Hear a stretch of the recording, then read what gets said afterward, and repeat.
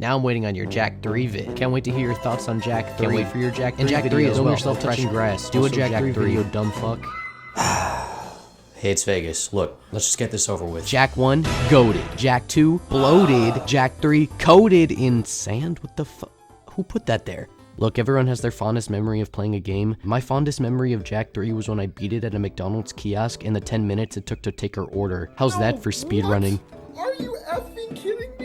Jak 3 is that kid that asks their parents if they have a favorite child and then gets mad when they say it's Jak X. Seriously, I have a weird relationship with this game. I played Jak 2 first simply because it looked cooler, but beat Jak 1 first because it was easier and then beat Jak 3? I had to wait 10 more years of my life until I finally beat Jak 2. Like, what is this, a fucking RPG? Did I have to wait until I was the right level to beat this game? So I never really understood the story of Jak 3 as a kid. You need to work on making a better first impression. No, you do, jackass. Who the fuck is this, and why is she kissing you? Needless to say, after playing all the games for this video, refreshing my memory on the story, it honestly flows really well. I mean, that's no surprise for a Naughty Dog game. It opens with Jak being escorted to the wasteland for his crimes against the people of Haven City. You see, because the civilians think that Jak actually worked with Crew, they believe that he started the Deathbot uprising. But Noah was actually Errol from the first game who didn't actually die, and he's using his connection with the Metalheads in order to find the secret of the precursors. So Jak is effectively banished to the wasteland for something that he didn't commit, which is a great way to get a little kid acquainted to the corrupt judicial system. But I always loved that the opening cutscene served as the intro for booting up the game. I mean, look at this seamless transition. So good. And then you have to play the game. Now, funny enough, Jak 3's development started with another Rockstar title in mind, that being Smuggler's Run. I actually still have this game, and when I played it as a kid, I always thought it stole from Jak. Gotta love a 5-year-old's clouded judgment. Apparently, this game had a rocky development cycle. It started right after Jak 2 with a focus on car controls, and that's kind of all we know. Crunches for time forced Naughty Dog to cut down some mechanics and whole areas of the wasteland, but that's just what I've heard from the community. Like, I can't even fact check that. I mean, this is how long the wiki page for Jak 3 is.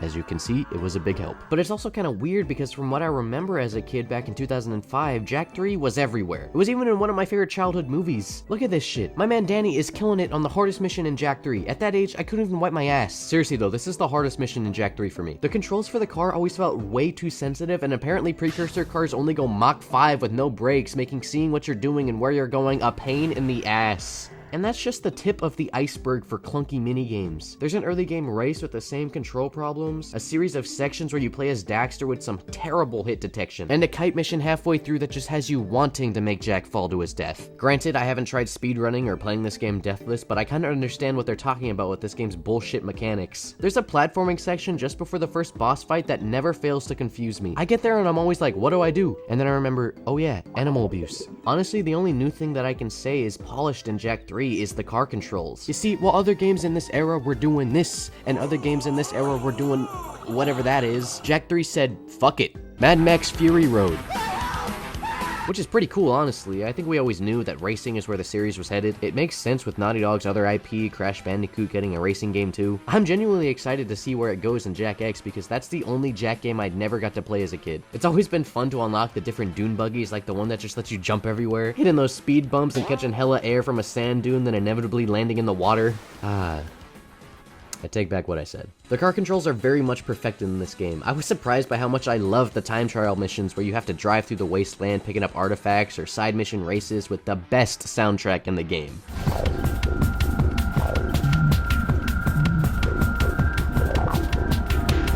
I call this song Wet Fart. Speaking of side missions, they are completely expanded upon in this game. Precursor orbs are more abundant and are used as currency to unlock gun upgrades, dune buggies, secrets, and even some cheats. The early 2000s called Jak, they want their stupid soul patch back. Oh god, oh, put it back! Hot take, but I feel like the challenges in this game are more forgiving, making them more fun to complete. I'm not kidding when I say that I completed every one in Spargus. My monkey brain enjoys having little meme unlocks like Big Head mode, and god damn it, I left slow movies on. Bring that shit back. Like, how cool would it be in God of War just to give Kratos a funny hat in every cutscene? I would die for that funny hat, bro. Now, I don't know who thought it was a good idea to bring back those hide-and-go-seek challenges where they drop an orb in a random place and expect you to go and find it with just one reference point. You think it'd be easy to find since you're gonna be spending most of your time in the wasteland anyways. I'm sure you Jak veterans out there would have a pretty easy time, but in case you couldn't tell, I'm kinda dumb. I mean, I try to use big word, but big word hard to say. The games I like require willpower or dick. No brain. But let's be honest, Jak 3 just evolved into point and shoot and hope you don't get killed. Gone are the complexities of gun combat from Jak 2. You know, switch to the blue one to take out a long range enemy, switch to the red one to take out a group faster. Nah, fuck it, just whip out the yellow spinny one. I don't know, man, it must have been Naughty Dog's crunch for time because look at this. Alright class, raise your hand if you like top-down camera angles. Guys. Now, it's not all bad. I do love some missions like the arena battles that make you feel like you're actually earning the gun upgrades instead of just shooting a target in Jak 2. But it does seem like there's more, hey, just fight these endless waves of enemies type missions. But Jak 3 definitely improves on its level design. Some standouts for me are the volcano levels, the platforming to the top of the Precursor Temple, and yes, even the Star Wars-ass battleship missions. It's like I said, the gimmicks in this game are far more present and easy to spot than in Jak 2, but I feel like I'm not even qualified to speak on them because I haven't experienced the worst of it firsthand. So I'm just gonna hand it over to the best Jak 3 player that I know. Zeke? Jak 3 isn't a very good game.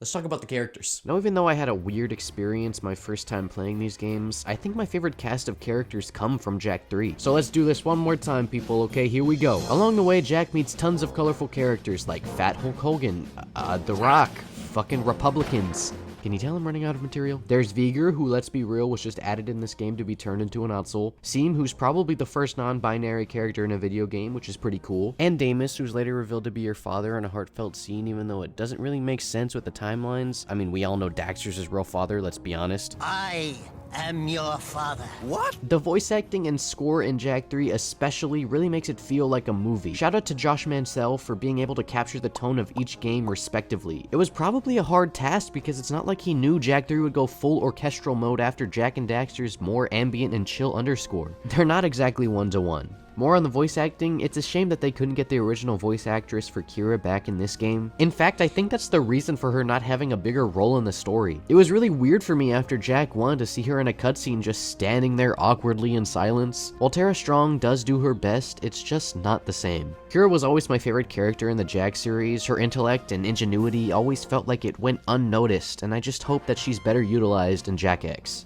Another thing that I really love about this game is the sheer amount of unlockables. Every gun from the second game makes a return, but with 2 new gun attachments for each weapon type. The scatter gun gets a wave concussor and a grenade launcher, the blaster gets a ricochet mod and a UFO mod, Vulcan Fury upgrades to the arc wielder and the needle laser, and finally the Peacemaker gets a mass inverter and a fucking nuke. Yeah, this game is rated T for tough fuck man explosions. Plus a whole new transformation with Light Jak centered around platforming and defense.